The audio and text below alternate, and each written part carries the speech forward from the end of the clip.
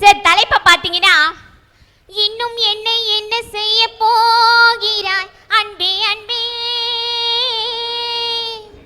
என்னை கண்டால் என்னென்னமோ ஆகிறாய் முன்பே முன்பே. நான் வேன் யார சொன்ன தெரியுங்களா? நாங்க நேசிக்கிற சினிமாவை, நாங்கெல்லாம் ரசிகர்கள், எங்க சினிமாவை பார்த்து நாங்க கேட்கிறோம் இன்னும் என்னதான் செய்ய போறேன்னு. ஐயா, இன்னைக்கு திரைப்படங்கள் இருந்துச்சு. வீரபாண்டிய கட்டபொம்மனை நம்ம யாருமே பார்த்ததில்லை. அவர் இப்படிதான் நடிப்பாரு, இப்படிதான் இருப்பாரு, இப்படிதான் பேசுவாரு, நமக்கு அடையாளம் காமிச்சது ஒரு சினிமா.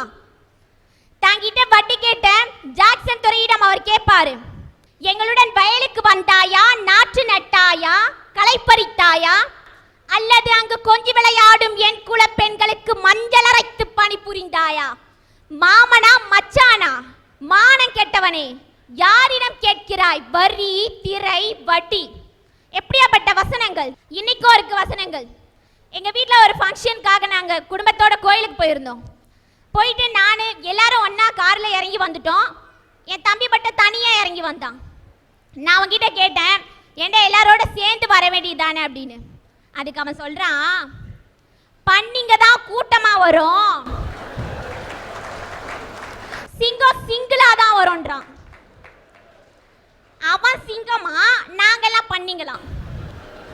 மன்னிக்கணும், அதாவது பண்ணி குரூப்பா வரும், சிங்கம் சிங்கிளா வரும் அப்படின்னு ஒரு கதாநாயகனை உயர்த்தி சொல்றதுக்கு சொல்லப்பட்ட பஞ்ச் டைலாக். இதுல பண்ணி என்று சொல்லக்கூடியது இந்த இடத்துல வில்லன்கள்லாம் அடியாளோட, இந்த தாதாக்கள்லாம் அடுத்தவனை நம்பி பக்கத்துல பன்னிக்குட்டி மாதிரி பல பேரை வச்சுட்டு வருவான். ஆனா ஹீரோ என்ற சிங்கம் என்பவன் அவன் சிங்கிளா தான், துணிச்சலா தான் வருவான். இத அப்படியும் கூட எடுத்துக்கலாம் இல்லையா? சரி, இதாவது பரவாயில்ல, என் தம்பிக்கு டாக்டர் பட்டமே கொடுக்கலாம். எதுக்கு தெரியுங்களா? ஐயோ நம்ம யார சொல்வோம் தெரியுங்களா? யமனோட பொண்டாட்டியை தான் ஐயோன்னு சொல்லுவோம். நம்முடைய பெரியவங்க சொல்வாங்க, அந்த வார்த்தையா சொல்லக்கூடாது, அது அம்மங்கல சொல் அப்படின்னு. அவன் சொல்றான், 2000 2007 வந்த ஐயோ என்று ஆரம்பிக்கும் திரைப்பட பாடல்களின் எண்ணிக்கை மொத்தம் 18 சொல்றான். நம்ம காலையில முன்னெல்லாம் டிவி திறந்தோம்னா சுப்ரபாதம் கேட்கும். இன்னைக்கும் கேட்குது டிவி திறந்த உடனே. என்ன தெரியுங்களா? ஐயோ ஐயோ ஐயோ ஐயோ. ஐயா, நல்ல படங்கள் எத்தனையோ படங்கள் வந்திருக்கு. அதை நாங்க பார்க்கிறோம், ரசிக்கிறோம், சந்தோஷப்படுறோம். அதை நாங்க குத்தம் சொல்லவே இல்லை. ஒரு சில படங்கள் இன்னைக்கு ரசிகர்களை கெடுத்துட்டு இருக்கே, அதை பார்த்து தான் இன்னைக்கு நாங்க ரசிகர்கள் கேட்கிறோம், இன்னும் எங்களை என்னதான் பண்ண போறேன்னு. ஐயா, எத்தனையோ நல்ல படங்கள் வருது. நாங்க அந்த படத்தெல்லாம் பார்க்கிறோம், ரசிக்கிறோம், சந்தோஷப்படுறோம். அதை பத்தி நாங்க இன்னைக்கு குறை சொல்ல வரல. ஐயா, நாங்க ரசிகர்கள் எப்படிப்பட்டவங்க தெரியுங்களா? யானையோட பலத்துக்கு ஈடா எதையுமே நம்ம ஈடா சொல்ல முடியாது. அந்த யானை குட்டியா இருக்கும்போது சங்கிலியால பிணைச்சிருப்பாங்க. அது அப்ப எவ்வளவு முட்டும் மோதும், அதுல இருந்து வெளியில வரணும்னு கஷ்டப்படும். ஆனா அதால வர முடியாது. அதோட மனசுல பதிஞ்சிரும், நம்ம இந்த சங்கிலியில இருந்து வர முடியாது அப்படின்னு. இப்ப பெருசான பிறகு அந்த யானையால அந்த சங்கிலியில இருந்து வர முடியல, அந்த எண்ணத்தால. நாங்களும் இன்னைக்கு யானை மாதிரி தான். சினிமான்ற ஒரு சங்கிலியால இன்னைக்கு நாங்க பிணைக்கப்பட்டிருக்கோம். ஆனா அந்த சில திரைப்படங்கள் எங்களை இன்னைக்கு நல்ல வழியில கொண்டு போதா அப்படின்றது தான் இன்னைக்கு எங்களோட ஆதங்கம். ஐயா, எங்க ஊர்ல ஒரு பொண்ணு இருந்தா. அந்த பொண்ணுக்கு ஒரு நடிகர்னா ரொம்ப பிடிக்கும். அவரை தான் கல்யாணம் பண்ணிக்கணும், அவர் தான் வாழ்க்கைனே அந்த பொண்ணு நினைச்சா. நல்லவேளை அவருக்கு கல்யாணம் ஆயிடுச்சு. அப்பயும் அந்த பொண்ணு விட்டாளா? இல்ல, அவரை தான் கல்யாணம் பண்ணிப்பேன் அப்படின்னு ஒத்த கால நின்னா. வேற ஒருத்தர் அந்த பொண்ணுக்கு திருமணம் பண்ணி வச்சுட்டாங்க. இருந்தாலும் அந்த பொண்ணு அவரோட வாழாம ஒரு மனநல நோயாளியா இன்னைக்கு அந்த பொண்ணு இருக்கா. எதுக்காக இதை நான் சொல்றேன் அப்படின்னா, திரையில வரக்கூடிய நிழலை கூட நிஜம் என்று பார்க்கக்கூடிய ரசிகர்கள் இன்னைக்கு இருக்காங்க. அதை பார்த்துதான் இன்னைக்கு நாங்க ரசிகர்கள் கேட்கிறோம், இன்னும் எங்களை என்னதான் பண்ண போறேன்னு. இன்னைக்கு இளைஞர்களை பயன்படுத்தும் தலைவன் இருக்கானே தவிர இளைஞர்களுக்கு பயன்படும் தலைவன் இல்லை. பாரத பிரதமர் நேரு இருக்கும்போது காஷ்மீருக்கு ஒரு பொதுக்கூட்டத்திற்கு போறாரு. பயங்கரமான கூட்டங்க. அவர் அதை பார்த்துட்டு மகிழ்ச்சியில் மக்களோட மக்களாக போய்கிட்டு இருக்கார். உடனே பாதுகாப்பு அதிகாரி ஒன்றும் பண்ணலை, நேராக போய் மேடை ஏறினார், மைக்கு பிடிச்சார். நேரு அவர்களே, நீங்கள் அதற்கு மேல் செல்ல வேண்டாம், உடனே மேடைக்கு வாருங்கள்னார். ஒரு பாரத பிரதமராக இருக்கிற நேரு பிரான் அவருக்கு கட்டுப்பட்டது தான் அந்த பாதுகாப்பு அதிகாரி. ஆனா பாதுகாப்பு அதிகாரி உத்தரவு போட்டோன்னே நேர் வந்துட்டார். ஆனா இன்னைக்கு நிலைமை என்ன? சுப்ரீம் கோர்ட் ஆர்டர் போட்டாவே கேட்க மாட்டேங்கிறான் நம்ம தலைவன். இது ஏன் சொல்றேன்னா, இன்னைக்கு இந்தியாவுடைய ஜனாதிபதிக்கு பதவி பிரமாணம் செய்து வைக்கிறது யாரு? சுப்ரீம் கோர்ட் நீதிபதி தானே, தலைமை நீதிபதி தானே. அந்த தலைமை நீதிபதி சொல்லும்போது நீ ஏன் கேட்க மாட்டேங்கிற? நீ கேட்கலன்னா எப்படி மக்கள் கேட்பான்? சாதாரண விஷயத்துக்கு கூட கேட்க மாட்டான்ல, அங்க மக்கள் பிரச்சனை பண்றல்ல சார். ஒண்ணும் கிடையாது. அன்னைக்கு இருந்த பிரதமர்கள் என்ன சொன்னாங்க? அகிம்சையை கடைபிடிக்கணும், கடமை கண்ணியம் கட்டுப்பாடோடு இருக்கணும் தலைவன் சொன்னாங்க. இன்னைக்கு இருக்க தலைவன் நான் சொல்றான், அடங்க மறு, அத்து மீறி, ஆயுதம் ஏந்து திருப்பி அடி, இதான் சொல்றான். இதை சொன்னதுனால தான் நந்தி கிராமத்தில் நீங்க நடந்துகிட்டு இருக்கு பாத்தீங்கல்ல, தலைமை எடுத்து சுட்டுக்கிட்டு இருக்கான் AK-47 எடுத்துக்கிட்டு. சார் ஒரு பிரதமரோ இல்ல முதல்வரோ பதவி ஏற்கிறாங்க. பதவி ஏற்கும்போது என்ன உறுதிமொழி சொல்லுவாங்க? இந்த நாடை செழுமையாக்குவேன், இந்த நாட்டை வல்லரசு ஆக்குவேன் அப்படின்னு சொல்லுவாங்க. ஒருத்தர் பிரதமராக பதவி ஏற்றுக்கிட்டாரு, நல்ல தலைவர் அவர். பிரதமராக பதவி ஏற்றவன அவர் என்ன தெரியுமா முதல் வார்த்தை? என்னுடைய நீண்ட நாள் ஆசை நிறைவேறியது, இந்தியா ஒரு பயங்கரமான சூழ்நிலையை எதிர்நோக்கி கொண்டிருக்கிறதுன்னா. இந்த ஆள் பிரதமராக இருந்தால் எப்படி இருக்கும் இந்தியா? சார் இது நீங்க சீக்கிரத்துக்கோ கைத்தட்டுறதுக்கோ சொல்லல, நடந்த நிகழ்ச்சி. என்னுடைய நீண்ட நாள் ஆசை நிறைவேறியதுன்னு சொல்லிவிட்டு அடுத்த சப்ஜெக்ட் என்ன தெரியுமா? இந்தியா ஒரு பயங்கரமான சூழ்நிலையை எதிர்நோக்கி கொண்டிருக்குதுங்க.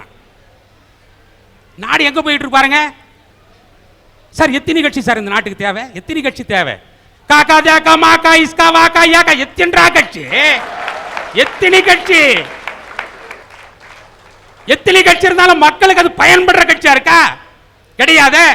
நான் கேட்கிறேன், 5 வருஷத்துக்கு ஒரு தடவை எலெக்ஷன் இருக்கும் போதே இவ்வளவு நாடகம் ஆடுறானே, 5 வருஷத்துக்கு பின்ன நம்மளுக்கு சீட்டு கிடைக்குமா கிடைக்காதா? அப்படியே கிடைச்சாலும் நம்ம ஜெயிப்போமா ஜெயிக்க மாட்டோமான்னு தெரியாததுக்கு முன்னையே இவ்வளவு ஆட்டாடுறானே. கடைசி வரைக்கும் நீ சாவர வரைக்கும் நீ தாடா MLA, சாகர வரைக்கும் நீ தாடா மந்திரின்னா இவன் என்ன பண்ணுவான்? என்ன பண்ணுவான் இவன்? ஒரு முறை காமராஜர் முதல் மந்திரியா இருக்காரு. முதல் மந்திரியா இருக்கும்போது கமலஹாசனை தெரியும் உங்களுக்கு, நடிகர் கமலஹாசன் அவர்களை. அவங்க அண்ணனுக்கு BSc சீட்டு வேணும். கமலஹாசனுடைய அவங்க அப்பாவும் காமராஜரும் நெருங்கிய நண்பர்கள். காமராஜர் சொன்னா உடனே சீட்டு கொடுத்துடலாம். ஆனா அங்க போய் கேட்கிறாரு. உடனே காமராஜர் சொல்றாரு, கல்வி இலாக்கா அந்த முதல்வர், கல்லூரியுடைய முதல்வரை கூப்பிடுறாரு. ஏப்பா சீட்டு இல்லைன்னு சொல்லிட்டாமே, மார்க் குறைவா அப்படின்னு கேட்கிறாரு. இல்லைங்க நமக்கு அலாட்மெண்ட்டே 12 சீட்டு தான் அப்படின்னு சொல்றாரு. உடனே அவர் என்ன சொல்றாரு, அப்படியா, ஏன் அதை எதுவும் பண்ண முடியாதுன்னா, அதுக்கு தகுந்த இன்ஸ்ட்ருமெண்ட்ஸ் தான் நம்மகிட்ட இருக்கு, 12 பசங்களுக்கு உண்டானது தான் இருக்கு, அதுக்கு மேலே இல்லை அப்படிங்கிறாரு. உடனே காமராஜ் சொல்றாரு, 10 பேர் நம்ம விருந்தாளிங்க வந்துட்டாங்க, 10 பேர் எதிர்பார்த்தோம், 20 பேர் வந்துட்டு உடனே என்ன செய்ய போற? நீ திரும்ப சமையல் செய்ய போற, அது மாதிரி 2 ஷிஃப்டா பண்ணிடு சொன்னார். அந்த 2 ஷிஃப்ட்ல பண்ணி அவரை படிக்க வச்சு இன்னைக்கு நிறைய பேர் அந்த மாதிரி படிச்சு IAS IPS இருக்கான். ஏன்னா கல்வி கண் கொடுத்த காமராஜர் அல்லவா. இன்னைக்கு இருக்கிற தலைவன் என்ன பண்றான்? கல்வியை சந்தையாக்கிட்டான், மாணவனை கந்தையாக்கிட்டான், கந்தலாக்கிட்டான் மாணவனை. மக்களுடைய தேவையை புரிந்து அதற்கு உண்டானதை செய்யக்கூடியதுதான் தலைவன் சார். இன்னைக்கு முக்கால் நாள் தலைவனா 30 காரில் வந்துகிட்டு இருக்கான். தலைவனா எப்படி இருக்கணும் தெரியுமா? தன்னை பத்தி சிந்திக்காம மக்கள் நலனை பத்தி சிந்திக்கிற தலைவனா இருக்கணும். அண்ணன் இந்திரா காந்தி அம்மா பிரதமராக இருக்கும்போது அன்னைக்கு பொற்கோவிலில் ராணுவத்தை அனுப்பிச்சிட்டாங்கன்னு கோவத்தில் இருந்தாங்க சீக்கிய தீவிரவாதிகள். அந்த அம்மாவுக்கு பாதுகாப்பு கருதி அந்த பாதுகாப்பு அதிகாரிகள் அந்த அம்மா கிட்ட போய் சொன்னாங்க. என்னென்ன சொன்னாங்க? இந்த மாதிரிங்க உங்க உயிருக்கு ஆபத்து இருக்கு பஞ்சாப் தீவிரவாதிகளால, அந்த சீக்கியங்களை மட்டும் உங்க பாதுகாப்புல இருந்து நீக்கிடுங்கன்னு சொன்னாங்க. அதுக்கு ஒன்னே ஒன்று சொன்னாங்க, அம்மா நான் என் ஒருத்தி உயிருக்காக ஒரு மதத்தையே நான் தள்ளி வச்சுட்டேன்னா இந்தியா ஒரு மதசார்பற்ற நாடுங்கிறதுக்கு அர்த்தம் இல்லாம போயிடனாரு. இந்தியா ஒரு மதசார்பற்ற நாடு இல்லைன்னு ஆயிடுமே அப்படின்னாரு. அதுக்கு பின்னாடி இந்திரா காந்தியை சீக்கிய தீவிரவாதிகள் சுட்டது வேறு கதை. ஆனா இந்தியாவுடைய இறையாண்மைக்காக தன் உயிரை தியாகம் செஞ்சாங்க. அந்த தலைவர் எங்க? ஐயா வணக்கம். நீங்க இதை சொன்ன எனக்கு ஒரு சிந்தனை தோணுது. நான் இந்த சிந்தனை சொல்றதுக்கு யாரும் என்ன தவறா நினைக்க கூடாது. இந்திரா காந்தி அம்மையார் அவர்கள் ஒரு சீக்கிய இனத்தை மதத்தை ஒதுக்கி வைத்திடக்கூடாது, இந்தியாவின் இறையாண்மையை நினைக்க வேண்டும், மத சார்பற்ற நாடு என்று நினைத்தார். இந்திரா காந்தி அம்மையாரை மதிக்கிறேன், கரெக்ட். ஆனால் அதே இந்திரா காந்தி அம்மையாருடைய பாதுகாவலராக இருந்த ஒரு சீக்கிய இனத்தை சார்ந்த மதத்தை சார்ந்த ஒருவர் அவரை சுட்டுக் கொன்று விட்டார். அதற்காக இந்தியாவிலே அத்தனை சீக்கியர்களையும் இந்திய நாடு ஒதுக்கி வைத்து விடவில்லை. கரெக்டா? உண்மை. உண்மை. இன்னும் சொல்ல போனால் இன்றைக்கு மன்மோகன் சிங் என்பவரையே இந்திய நாட்டின் பிரதமராக ஆக்கி இருக்கிறது காங்கிரஸ் இயக்கம். ஓகே, காங்கிரஸ்காரர்களுடைய மனித நேயத்தை பாராட்டுகிறேன். ஆனால் இலங்கையிலே வாழக்கூடிய தமிழினம் வாடிக்கொண்டிருக்கிறது, கண்ணீர் வடித்துக் கொண்டிருக்கிறது. ஒரு சீக்கிய மதத்தை சார்ந்த மன்மோகன் சிங் மட்டும் இந்தியாவில் பிரதம மந்திரியாக ஆகியிருக்கிறார். ஆனால் என் தமிழினம் மட்டும் என்ன பாவம் ஐயா செய்தது? அங்க இருக்கக்கூடிய அப்பாவி தமிழர்களின் நிலைமை என்ன? உலகின் மூலை முடுக்கெல்லாம் ஓடிக்கொண்டிருக்கிறானே இலங்கை தமிழன், அவன் நிலை என்ன? நான் தீவிரவாதிகளை பற்றி பேசவில்லை, விடுதலை புலிகளை பற்றி பேசவில்லை, உண்மையான தமிழ் இனத்தை பற்றி நினைத்து ஆதங்கப்படுகிறேன். எத்தனையோ நல்ல படங்கள் வருது, நாங்க அந்த படத்தெல்லாம் பார்க்கிறோம், ரசிக்கிறோம், சந்தோஷப்படுறோம். அதை பத்தி நாங்க இன்னைக்கு குறை சொல்ல வரல. அன்னைக்கு படங்கள் எப்படி இருந்தது தெரியுங்களா? தியேட்டர்ல ஒரு காட்சி ஓடும், ஹீரோவா நம்ம எம்ஜிஆர் நடிச்சிருப்பாரு, ஹீரோயின் சரோஜா தேவி அம்மா நடிச்சிருப்பாங்க. எம்ஜிஆர் இருக்க மாட்டாரு, சரோஜா தேவி அம்மாவை நம்பியார் கடத்திட்டு போவாரு. அங்க போய் எங்கேயோ ஒரு மூலையில் இருப்பாரு எம்ஜிஆர். நம்ம அம்மா கத்துவாங்க, அத்தான் காப்பாத்துங்க அத்தான் அத்தான்னு. அதே டென்ஷனோட நம்முடைய ரசிகர்கள்லாம் அந்த சீட்டோட முனையில உட்காந்துட்டு கத்துவான், தலைவா தலைவியை காப்பாத்து தலைவியை காப்பாத்துன்னு. எங்கேயோ மூலையில் இருக்க எம்ஜிஆர் வருவார் குதிரையில, டப்பு டப்பு டப்புன்னு. அங்க வந்து இறங்கி ஓங்கி அப்படியே நம்பியார் முகத்துல ஒரு குத்து வைப்பாரு. நம்ம ரசிகர்லாம் சந்தோஷப்படும், விசில் அடிப்பான், கை தட்டுவான், ஹஹா தலைவியை காப்பாத்திட்டாரா தலைவர்னு. அது அன்னைக்கு சினிமா. அன்னைக்கு திரையில கூட ஒரு அசம்பாவிதம் நடந்துட கூடாது அப்படின்றது அன்றைய சினிமா ரசிகனோட மனசுல ஒரு பண்பாட்டை ஏற்படுத்துச்சு. இன்னைக்கு அதே மாதிரியான ஒரு காட்சி திரையரங்குல ஓடிட்டு இருக்கு. ஹீரோயினை வில்லன் கடத்திட்டு போயிட்டாரு, ஹீரோ இல்ல. ஹீரோ ஏதோ ஒரு இடத்துல இருந்து வராரு, மோட்டார் பைக்ல வந்து அழகா ஜிங்கு நாங்க குதிக்கிறாரு, வில்லன் முகத்துல ஓங்கி ஒரு குத்து வைக்கிறாரு. நம்ம ரசிகர் எல்லாம் டென்ஷன் ஆயிட்டான், என்னத்துக்கு இவன் வந்தான், நல்ல சீனை கெடுத்துட்டானே, 30 ரூபாய் கொடுத்து வாங்கின டிக்கெட் வேஸ்டா போச்சேடா அப்படின்றான். அன்றைய சினிமா ரசிகன் மனசுல பண்பாட்டை ஏற்படுத்துச்சு. இன்னைக்கு இருக்க சில திரைப்படங்கள் ரசிகனோட மனசுல ஒரு வக்ர புத்தியை இன்னைக்கு ஏற்படுத்திட்டு இருக்குது தான் எங்களோட ஆதங்கம். இன்னைக்கு அவங்க கேட்டாங்க, இன்னைக்கு என்ன சினிமாவில் இப்படி கொடுக்குறீங்கன்னு. நாங்க ஒரு காலத்துல தியாகராஜ பாகவதரை ஹீரோவா வச்சு கூட நாங்க படம் எடுத்தங்க. அன்னைக்கு என்ன வசனம் தெரியுங்களா? கண்ணே சீதா, உனது குடும்பத்துக்கும் எனது குடும்பத்திற்கும் எவ்வளவு பிரச்சனை இருக்க, நமக்குள் காதல் இருக்க சீதா, நாம் பேசாமல் ஒருவரை பிரிந்து கொள்ளலாமே நாதா. இப்படிப்பட்ட வசனத்தை இன்னைக்கு ஹீரோவுக்கு நாங்க கொடுத்து ஒரு படத்தை எடுத்தா நான் நினைக்கிறேன் சார், அநேகமா அந்த படம் தான் அந்த ஹீரோவுக்கு கடைசி படமா இருக்கும்னு நினைக்கிறேங்க. ஐயா, சினிமான்றது சின்ன பசங்களையோ இல்ல இளைஞர்களையோ மட்டும்தான் பாதிக்குதான்னு கேட்டா இல்ல. எங்க ஊர்ல 70 வயசு பாட்டி சினிமானால கேட்டு போச்சியா. அந்த பாட்டி என்ன ஒரு தெரியாதனமா ஒரு நாள் ஒரு படத்தை பார்த்துடுச்சு. அதுல நம்ம பறவை முனியம்மா அவங்களோட திறமையெல்லாம் காமிச்சிருந்தாங்க. பாட்டி மனசுக்குள்ள லேசா ஒரு ஆசை, நம்மளும் பறவை முனியம்மா மாதிரி வரணும் அப்படின்னு. சரி, ஆசை வந்தாலும் பரவாயில்ல, என்ன பண்ணிச்சது, வீட்டு சுத்தி இருக்கவங்க கிட்ட எல்லாம் கடத்தை வாங்கி ஒரு 7500 ரூபாவா பணத்தை ஒரு டுபாக்கூர் ப்ரொடியூசர் கிட்ட கொடுத்து ஏமாந்து போச்சு. அவரு பாட்டி பாய்ன்னு சொல்லிட்டு எங்கேயோ போயிட்டாரு. இப்ப அந்த பாட்டி கடன்காரங்க எல்லாம் சுத்தி நிக்க சாப்பாட்டுக்கு இன்னைக்கு சிங்கி அடிச்சிட்டு இருக்கு.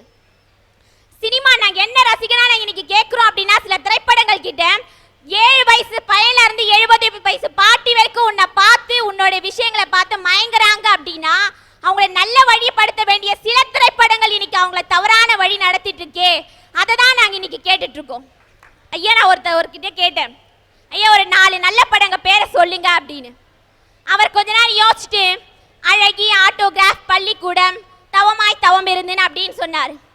ஒரு ரசிகனா நாங்க என்ன கேட்கிறோம் அப்படின்னா, 4 நல்ல படங்கள்னு சொன்னது கேட்டதுக்கே ஒரு ரசிகன் யோசிக்கிறான் அப்படின்னா அந்த நிலைமை எங்களுக்கு வேணாம். 100 நல்ல படங்களை எடுங்க, அதுல 4 கெட்ட படத்தை யோசிச்சு சொல்ற மாதிரியான ஒரு நிலைமை எங்களுக்கு கொண்டு தாங்க அப்படின்னு தாங்க நாங்க இன்னைக்கு சினிமா கிட்ட கேட்டுட்டு இருக்கோம்.